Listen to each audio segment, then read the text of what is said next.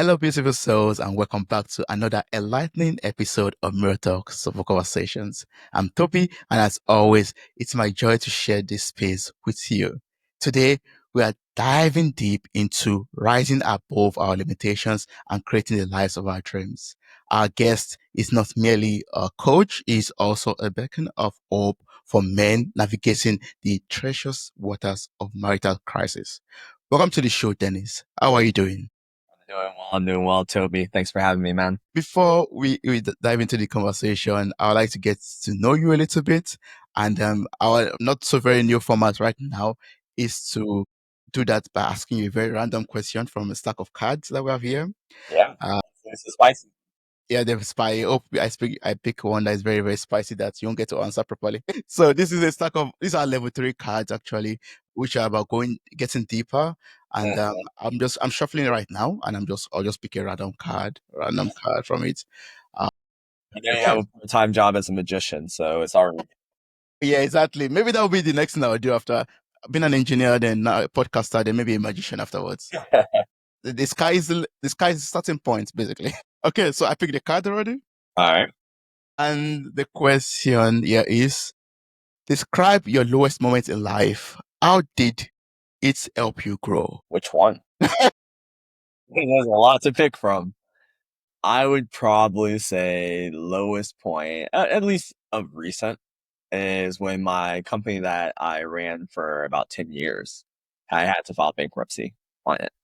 And yeah, I took that company from like making 2,000 a year when I got it up into like 2.5 million, running like 20 employees and whatnot. And then it just slowly came down, down, down, down till had to close it all, had to message thousands of customers that had to close its doors, had to let go of my team. It was a nightmare. Like it was ironically, it kind of felt like a divorce. Oh, yeah. Right? Like that was a particularly low, challenging moment. And it's one of those things where you don't realize how much of a toll it's taking on you until you're out on the other side. And then when you're in it, you're just day by day, just dealing with the next thing. Right? Okay, how am I going to pay my rent? How am I going to pay my bills? How am I going to deal with all these customers who are upset? How am I going to deal with teams who are filing like stuff against me with the government and things like that? Yeah. Delayed payments and all that. And you're just in it. Right? And then once you're on the other side of it and you come up for water, you're like, whoa, I was a wreck. Like, think you're okay when you're going through it. At least I think it's common for men, especially we're okay. We got this. We got this. We're just kind of telling ourselves we're okay. It's not that big of a deal. We're doing it. We're doing it. And then you come out on the other side and you realize just how much of a wreck you actually were, just how stressed you were during it. And yeah, so that was pretty interesting. Mm. And I mean, how were you able to heal from that process, and how did it help you grow? Like, how did it help you become who you are today? Yeah, the healing. So one of my specialties is around emotional processing. So I've spent years just cultivating emotional processing skills that I use on myself as a daily practice. So most of the healing work came through that and using the tools that I've just have curated and developed over years. Right? I would say the growth primarily just showed me what happens when you deny your truth for an extended period of time. Because when I look back at that business, all the problems that inevitably burnt it to the ground came from one core problem.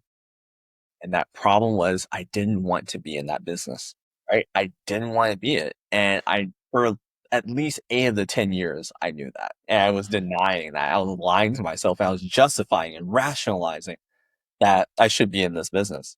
Like I was trying to find ways to get myself to stay in it, to do it, blah, blah, blah. And it just denying that truth, which everybody else saw it, mind you.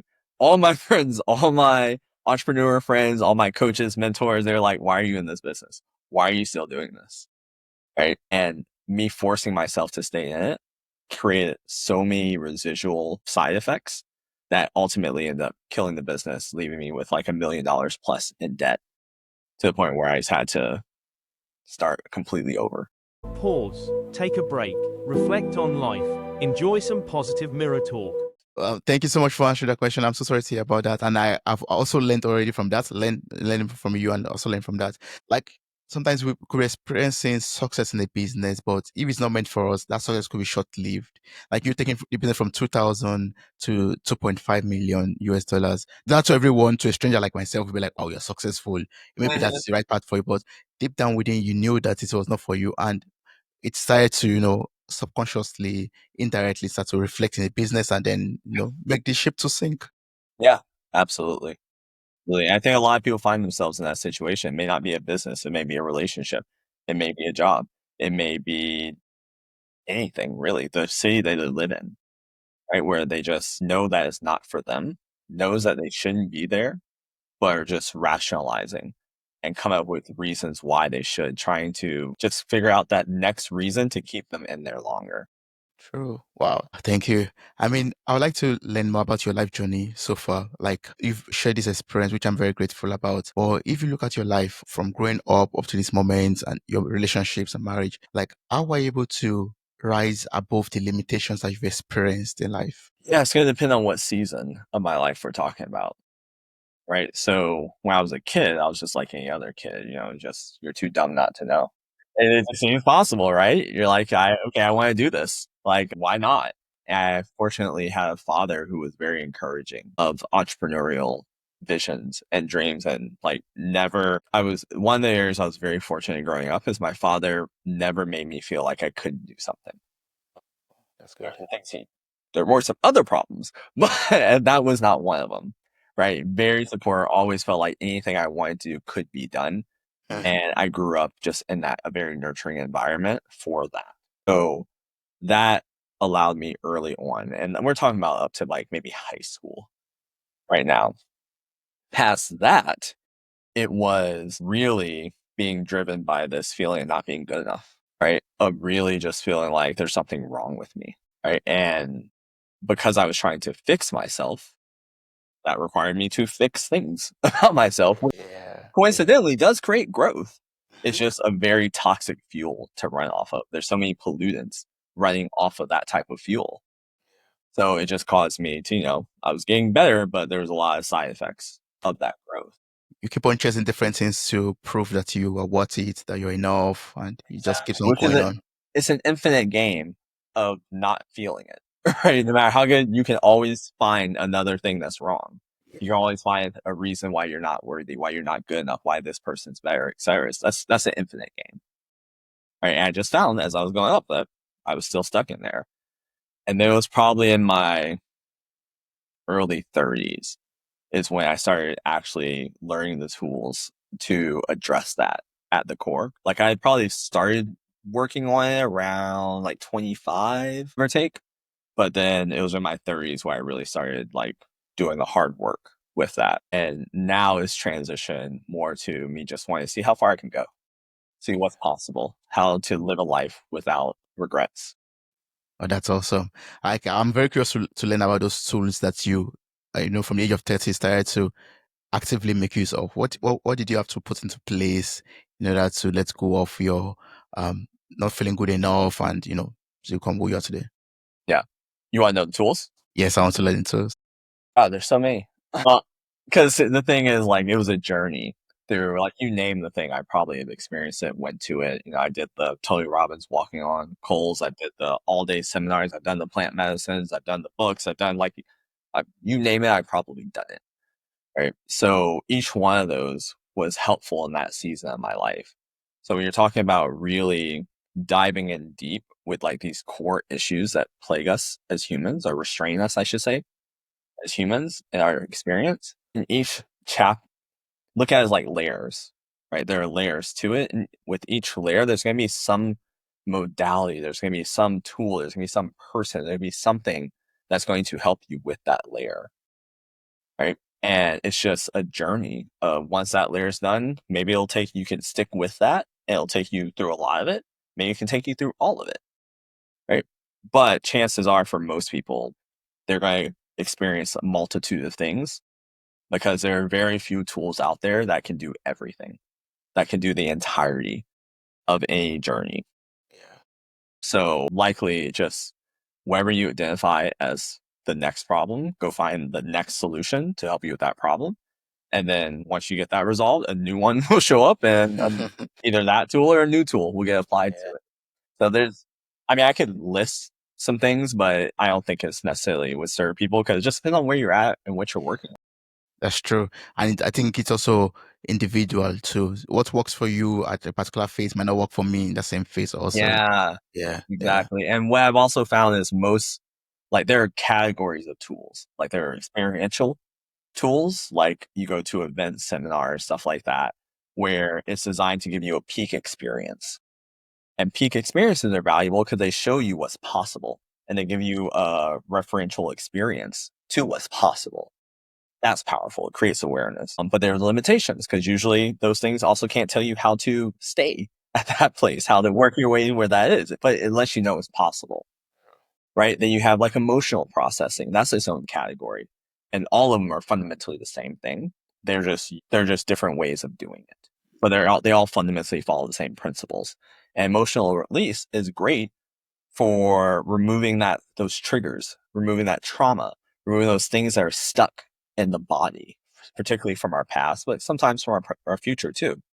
And it's really good for clearing that out. So that has its benefit, but that doesn't necessarily, it can remove friction in going out and creating, but it doesn't really support the energy of creation, right? It's just lightening the load that you're carrying with you. And then you have tools that help with creation. And that's more like the masculine type stuff, like the,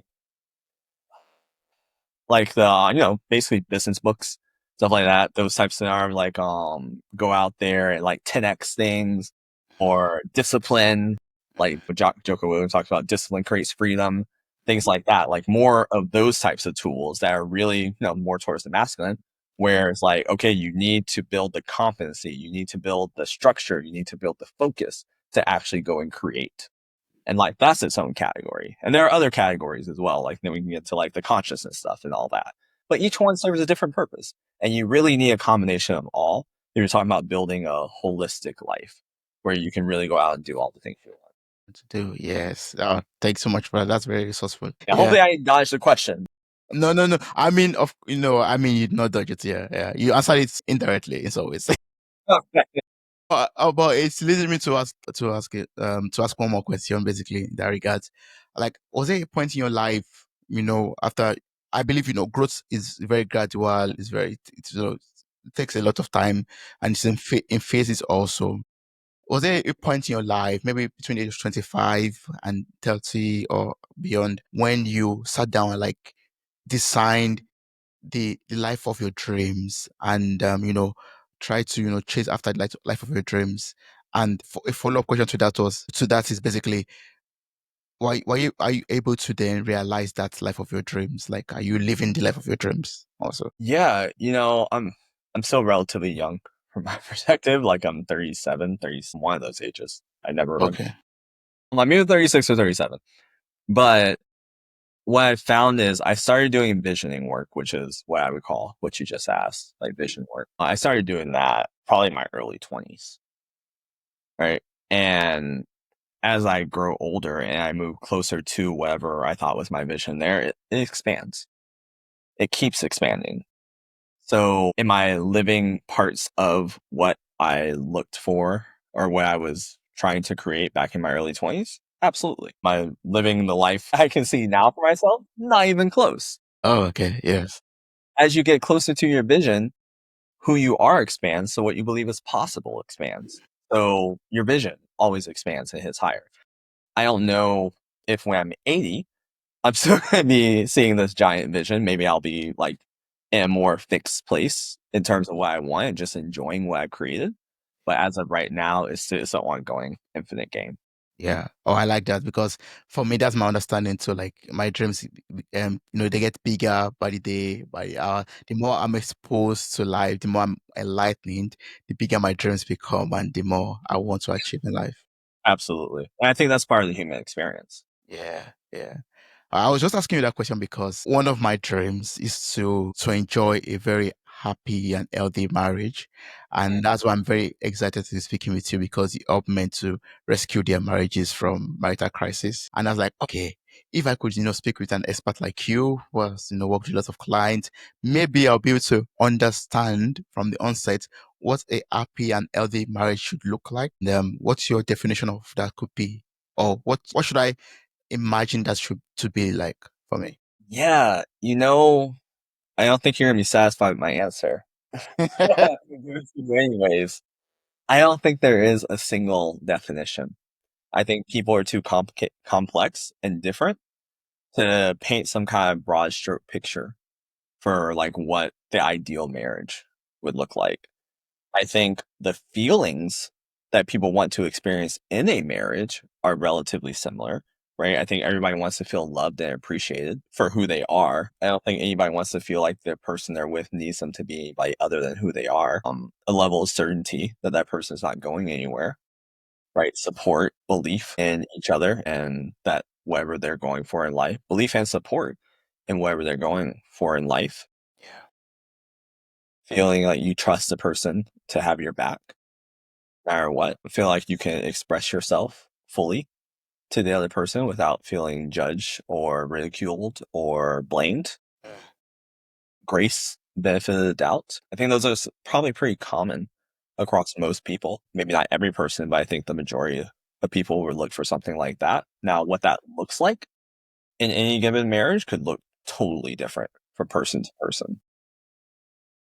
Yeah. I mean, I'm the answer is wonderful because I think I've gotten to learn that also gradually. Now, after that you talked about that also right now, because before I used to have this imagination that it has to be in a particular way. The way you see it in the movies, it has to be exactly how this picture is. If it's not like that, then it's not a healthy marriage. It has to be in that beautiful house and the man and the woman or the couple. But Yeah. it's very individual also. Yeah, you can take something as simple as sex. For one married couple, having sex every other day is what they need, like, feels good. For other people, it could be every couple of days. For some people, it could be once a week. Some people, honestly, it can be once a month, and they're truly satisfied with it. That's a personal thing. Like, that's between those two people and their experiences, and maybe they both have some trauma around sex where neither of them truly enjoy it, but so it's not a big part of their relationship, but they get satisfied elsewhere. And just like anything else, marriages evolve, right? Those needs evolve as people, if they're growing as individuals, the nature of the marriage evolves. And I think that's probably one of the places where the institution of marriage is probably troublesome, Troublesome, yes. is that there isn't really space because there is a possibility that as two people grow and they're on their journeys, they could literally grow into two people who this doesn't make sense anymore. And I don't think that there's a honoring of that component inside the compartment of marriage. Now, for most people, that doesn't typically happen, right? But it can. In most cases, it's more like they probably should have gotten together in the first place. There's that. But then there's also like we bring all of our own traumas, all our own baggage, our own parental programming and scripts into a relationship or marriage or whatever. And after a while in like that honeymoon phase, it works. But then over time, it just starts beating each other down, beating each other down, beating each other down until there's like nothing left over. Yeah. You just answered the question that came up in my mind when you were explaining earlier or talking earlier. I was about to ask you, okay, in a marriage or, for example, in a relationship right now, what should I do to be able to show up in order to make for my own part, make the relationship healthy or happy? But yeah, it's about, I just learned from you about the scripting, everything that we bring in. For me right now, the answer I'm getting right now is that basically I have to work on myself to ensure that I'm not bringing any baggage into the relationship. I'm not having any kind of settings. Yes, and that can easily become an excuse not to be in a relationship, right? It's kind of like the guy who says, "I don't want to get married or don't want to have kids until I financially am set up," right? But there's no number that they're putting out there, right? It's this arbitrary sense of feeling like I could provide, right? Which is really just a cop out because there's a lot of broke people out there who have lots of kids and they seem to work out just fine. So, like, it can be an excuse.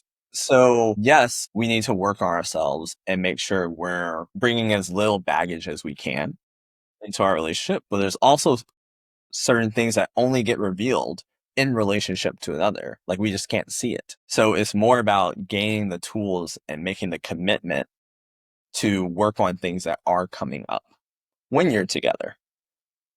Right? They're like my wife, when we first got together, the issues that showed up fairly early on was like the manifestation of like my deepest fears in a marriage. Like my deepest fear in a marriage came straight up, and I had to work on that. Right. And I had to work on it a lot, right, to get us to where we were. But on the other side of that, I was like, "Oh, I can now be in this marriage without having that with me anymore, that baggage, that fear that could have easily been projected into the future, into all sorts of situations that could possibly have killed the marriage later down the line." Yeah. So it's not necessarily coming in without it, but it's being willing to commit to working on it when it shows up. Yeah. Like you just mentioned, you faced your deepest fear in marriage. I mean, it came up that, and I was like, okay, what could that be? One, and secondly, I was like, when you face that, or when you experience that, how do you deal with it? Like, do you Yeah. fidget? Do you run? Do you just Yeah. face it head on? Yeah. So just to be open and transparent with this, my deepest fear was that another man, like a better man, would come and take away the person I'm with. Like I would lose her to somebody better than me. Because, I had that not good enough. Yeah. That was the whole not good enough. So my deepest fear was somebody better than me coming. Right. So that was the deepest fear that I had to work on. And how I did it was primarily my emotional processing tools that I talked about before. And they're ones that I've created for myself. So me saying it isn't really going to help anything, but there's tons. Just Google emotional processing techniques. There's hundreds of them out there. So that part's not hard. You just got to find one that resonates with you. But yeah, and I just worked on it, probably spent good 40, 50 hours working on that because it was big. It was deep. It was very, very deep because it went to like that core belief of not being good enough. Yeah. And I mean, I see that as an opportunity. I want to say blessing, as an opportunity to be able to work on the rest of that Yeah. issue that is left in us. Yeah. Yeah. Yeah. I believe life, brings people our way, or situations our ways, to teach us a lesson, to help us become better beings, to bring out that thing that is left to be worked on to make you a better person, basically, in life. Yeah. The way I look at it is we're all out there wanting things, usually wanting more. And life is giving us the opportunities to create that. There's nothing stopping us from creating what we want except for ourselves. And particularly is as we're moving towards what we want, as we're creating what we want, we're going to have to face the blockers from that, really the internal blockers that are getting in the way of that. So for me, having an incredible, loving, long lasting marriage, one of my blockers was I gotta let go of this. Yeah. So I was Yes. presented with a situation that triggered it so I could let go of it, so I could take one step closer to actually creating the marriage that I wanted. Yes. Awesome. Yeah. I'm happy for you. I'm happy that you were able to work on it and not let that, crumble your marriage basically, or let it. Yes. But talking about, crumbling marriages from your work as a coach and as an expert, what do you think is mostly the root cause of marital problems or marital crisis? So if we're talking about kind of overarching, I believe relationships are a needs game, right? Meaning when two people first come together, they do so because they believe they're going to meet each other's needs. And the only reason they really separate is for a long time, either one or both person's needs haven't been met. And that's what causes separation, divorce, marriage, not marriage, but separation, divorce, breakups, whatever you want to call it. Yeah. Right. So fundamentally, that's how I look at it, is that we step away from places where we're not able to get our needs met. But within that, how that happens is a bit of a different story. I primarily work with men. So from the male side, I can speak more from. I have a general idea of what happens on the woman's side, how they cause issues too, but I work far more with. So, I mean, looking at it from the men's perspective, they're like things that we could do, for example, to rescue our marriage or our relationship if it's in a crisis. Like, are there some things, are there some mechanisms we could make use of, some tools we could make use of too? Yeah.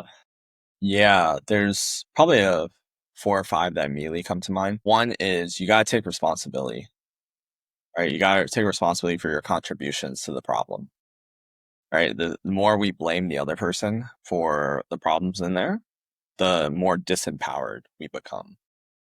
And responsibility brings you into a place of empowerment. So it literally puts you in your power, particularly your power to create something better. Because when we look at ourselves as saying, created this problem, what we're telling ourselves at the same time is, I have the power to create this problem, which means I have the power to create something better or something else, right? So responsibility is a must. Prioritization is another big one. Like you have to put your, especially for men, we have to make her a priority. We don't need to make her the number one priority, but we do need to make her a priority and treat it as such and give it the time and attention. If you're dealing with a relationship or marriage in crisis, chances are she's been neglected for a long time, right? So maybe for a while, you need to put her back in, you need to put her in the number one slot, give the time and attention it needs to turn it around, and then find whatever the natural place is. Like my wife knows that she's not the number one priority in my life, but she is a high priority. And I make sure she gets everything she needs from me. And she's okay with that. Right. I think that's very natural, especially for men. Women tend to put the marriage as number one. And then sometimes it becomes a problem because then they'll put the children as number one above the man, and Yeah. that creates its own issues. Yeah. But usually women will put the relationship. Relationships tend to be their number ones. Men, we tend to be more mission. Number one, we need that. We need something to focus on. We don't need her to get the same intensity and passion that we would give to our life's calling, our life's work. Right? That would just be a really weird way to live. Yeah. Priority is one, responsibility is another one. Reactivity, right? So your triggers, your trauma, your baggage, all those types of things definitely create a ton of issues there. Not nurturing the connection between the two of you, right? Just kind of letting that wither away and die, right? Stop going out on dates, start putting all your effort into kids or work and just assuming the person's going to stay and they're not going anywhere. I think that's a fundamental issue, especially once you get into the marriage world, is you're like, oh, well, they're committed, they're not going anywhere. So I can focus on these other things, which is crazy given the divorce rate. Why somebody would believe the person's not going to go anywhere, because 50% of people go somewhere. Yeah. But yeah, what is the divorce rate in Germany? You know, But I'm not sure of the exact number, but it's around that 50 something percent also. Yeah. the same there too? Okay. Yeah. Yeah. And then probably another big one for men is they're not leading. Right? They stop making decisions. They default to let her run the household, make decisions, manage the finances, stuff like that. And from everything that I've seen, that creates an environment that a woman does not appreciate. So those are probably the big ones. Big ones. Yeah. Wow. You made mention of something that is making me ask a follow-up question right now. You talked about the relationship between the man and the woman and the priorities. I would set our priorities differently also in the marriage. Yeah. And that's making me think about the masculine and feminine dynamics also in a relationship or marriage. How do we balance that out to have a healthy marriage or relationship? Like, how do we know when to let one bend for the other, or I don't know, adjust it so that the masculine and feminine energies don't always clash all the time, and things are not going well. So just so I'm understanding, is the question here, how do you harmonize the masculine and feminine dynamics in the marriage? I mean, usually if the man is showing up in the masculine, the woman will naturally show up in the feminine.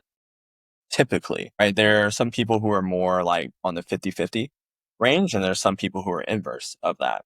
But usually there's a dominant, not as in the masculine is dominant, but there's a primary masculine and a primary feminine between the two. Like if you look at gay or lesbian couples, who's the man, who's the woman? Right? One's gonna be more masculine, one's gonna be more feminine. That's just the nature of polarity.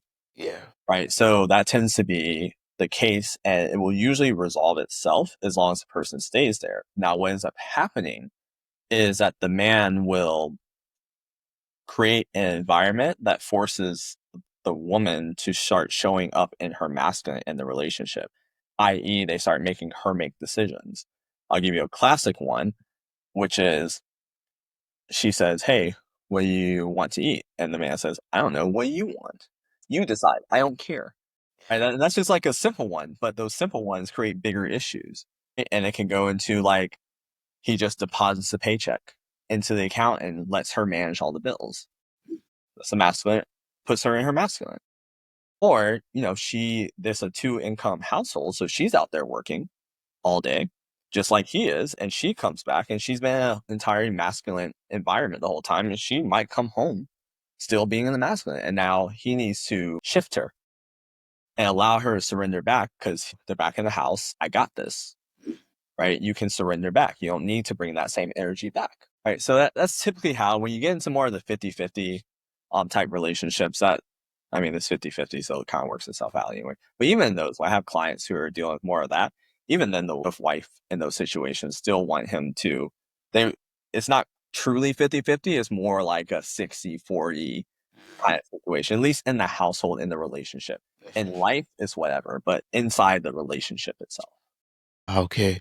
But is it, yeah, but I would like to ask this quickly as a follow-up. Is it possible that sometimes it switches also, like the man exhibits more, feminine energy than the woman, and sometimes it switches based on the phase of life they are in, or how stressed they Yeah, are, or whatever that's it happening? can in cases of like trauma, like traumatic issues or whatnot. Like sometimes the other one has to pick the other one up. Like, let's say if I was married when the bankruptcy thing happened, like there may have been times where I was at a really low point where I might need her to be like, "Hey, we got this. Let's go do this today," and like really carry the weight of the relationship, right? You might be going through death, grief, stuff like that. So there are times, but those times really need to be, minimal, like condensed down. It can't be a way of being for the entire relationship. Relationship, yes, I understand that. Yeah. And we're humans, so we're naturally going to shift. Yeah. I was just asking that because just to prevent some unexpected expectations. So no, unrealistic expectations basically, because you have some ladies out there or some men out there who believe no matter what you're going through, you're supposed to be the man, or no matter what you're going through, you're supposed to be the woman. I don't care if you are grieving or you are in a low state, you have to show up as the man of the house. Yeah, there's grace. From what I've experienced, that window isn't that large. So I'll tell you, it's another coach buddy of mine shared a story where he was in a situation where, what was it? I'm going to make it up. This isn't exactly what happened, but it's something akin to this. Because, let's just say his father, that would be too extreme. All right, I'm just going to say this but it'll give you an idea what I mean. So the father died, right? And then he was grieving. And he was grieving and grieving and grieving and grieving and grieving. And maybe let's just say hypothetically, he was grieving now for like 3 weeks, to the point where he was just like a wreck. He couldn't do anything, right? He couldn't bring himself to go out and do the things that he needed to do. And his wife came up and said, like, "Hey, I get that you're grieving. I get that it's hard for you, but this right here is not attractive to me. Like, you being non-functional and being able to show up as my husband, like, this is not attractive for me." Right? And I don't think it was something as extreme as his father dying, just to be clear, but it was something that just had him kind of like hurting, right? And then he was like, "Okay, I get it." And then he realized that, okay, my green period's over. Like, I spent enough time doing this. Like, I need to get back to it. I need to start showing up again for my family. So I do think that's the case. Like, there's a understanding that like we're humans, we hurt, like we'll surrender, like some things will break us sometimes, but we need to get back up, especially as a leader. And that's more of a role thing than a gender thing, right? Because typically when we're talking about more traditional relationship, the man is the leader of the household. And just like if you were at work and your boss became an emotional wreck, right? You're going to lose faith in them, right? You're going to be Yeah, concerned. You're like, how is this person going to lead us to the whatever outcome? How is he going to make sure that we stay secure, that there's a future for this company when they're showing up like this? I guess, Right? yes. You can understand, like, let's say they had a death in the family and they're out of it for a week, maybe 2. Like, yeah, you're going through something really hard. I get it. But fast forward 3 months, and they're still like that, you're like, I don't trust this person. Can we get somebody else in here? Like we don't. It's real Yeah. different, right? And that's a role thing, not so much a gender thing. Oh yeah, that puts a lot of, clarity into that. Yes. Once we're in that role to be the king or to be the leader, then we have to man up to it. Well, we just have to accept that roles come with trade-offs. There are pros and cons of every role, right? And if we're saying, traditional relationship, which majority of people strive for a more traditional relationship, I would say, and the man is saying, okay, I'm the leader, I'm the head of the household, right?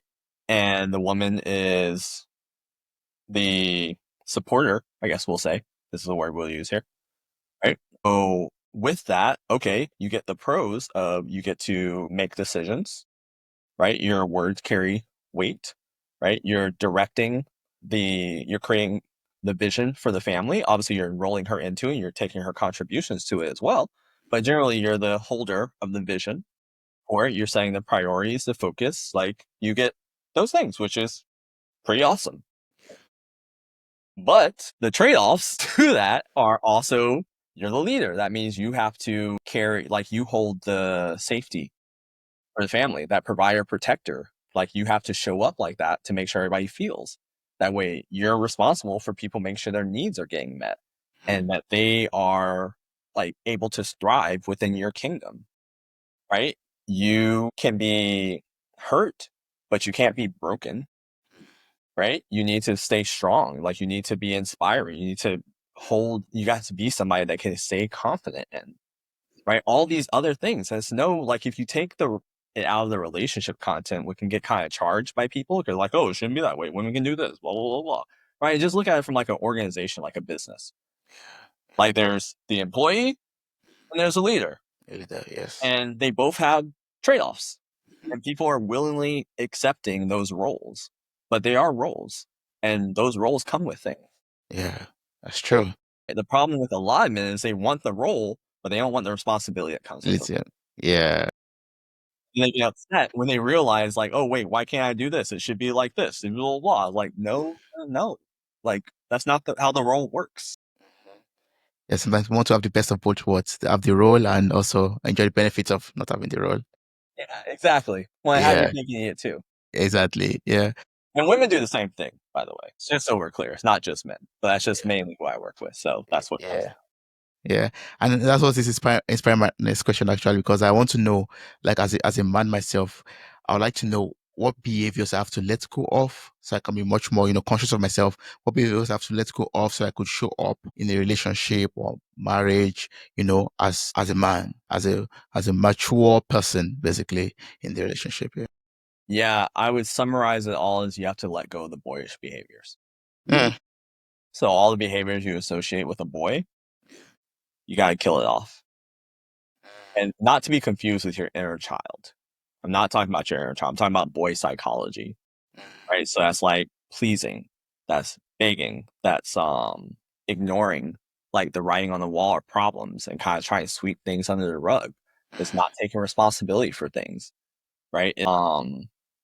Wanting to kind of like have your cake and eat it too, right? All those type of things. That's like boyish behavior. Those things you would expect to see in a child, right? Those are the things that primarily we have to kill off and to develop into mature masculine. That's why not all, but many ancient tribes and civilizations had a distinct passing of from boy to man, like rituals for it, where they would literally kill off the boy, right? Well, symbolically kill off the boy. Not Yeah. literally, because No, literally, exactly.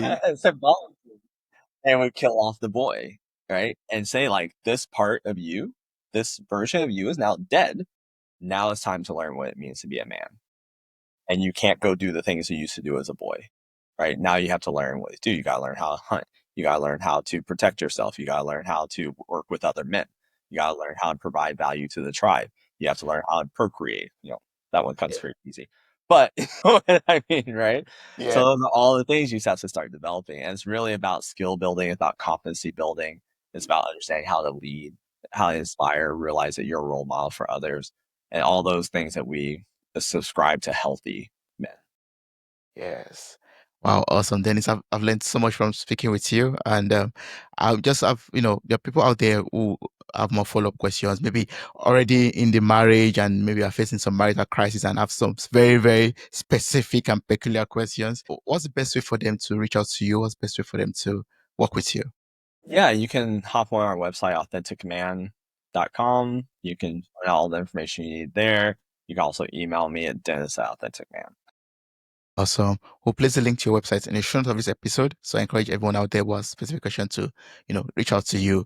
As a closing remark, I don't know if you have a word for any man out there who is currently in a very, very, dark phase in his marriage, for example, and doesn't know what to do, or he just needs that word of hope, basically, a word of advice to help him pull through to rescue his marriage because he really wants the marriage to work. No matter what you're going through, there's somebody who's been through something worse and was able to turn it around.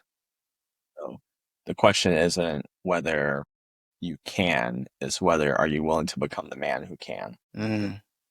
Yeah.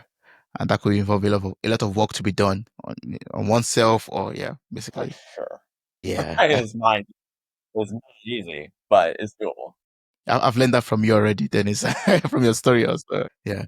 I really appreciate you, and thank you so much for, being transparent and sharing your story, because that has really, helped me a lot. I've learned a lot from it, more than I could explain. And I hope everyone out there who has listened so far has also learned from it. I really appreciate speaking with you and having this soulful conversation with you. Absolutely. Thanks for having me, Toby. Thank you very much.